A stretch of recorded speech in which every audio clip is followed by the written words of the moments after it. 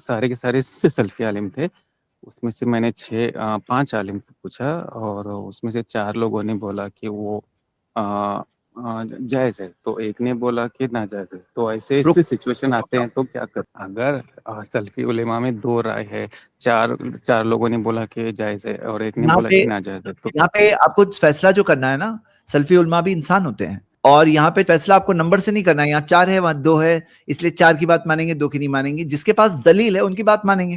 یہی تو بات ہے. جس کی پاس دیکھیے اہل حدیث جو ہے وہ تقلید نہیں کرتے ہیں، تو ہمارا جب تقلید نہیں کرتے ہیں، مسائل کی تحقیق کرتے ہیں، دلیلوں کی بنیاد پر کوئی راجح قول اختیار کرتے ہیں، تو بھائی ظاہر سی بات ہے جو دلیلوں کی بنیاد پر اختلافی مسائل میں کوئی ایک بات کہے گا تو ضروری نہیں کہ سارے علماء ایک بات کہیں. اس قسم کا فقہی اختلاف تو آپ کو صحابہ کے زمانے میں بھی ملے گا کہ کوئی فقہی مسئلہ ہے، اس میں دلیلیں بعض مرتبہ دونوں طرف ہوتی ہیں، اور اس میں رجحان طے کرنے میں کہ کون سے مسئلے میں دلیل زیادہ واضح ہے، کون سے موقف کی دلیل زیادہ مضبوط ہے، اس میں اختلاف ہوتا ہے. جیسے فقہا کے یہاں پہ اختلاف ہوا کیونکہ ان کے یہاں بھی تقلید نہیں ہوتی تھی، تو ایسے اہل حدیث کے یہاں بھی اختلاف ہوتا ہے کیونکہ ان کے یہاں تقلید نہیں ہوتی ہے.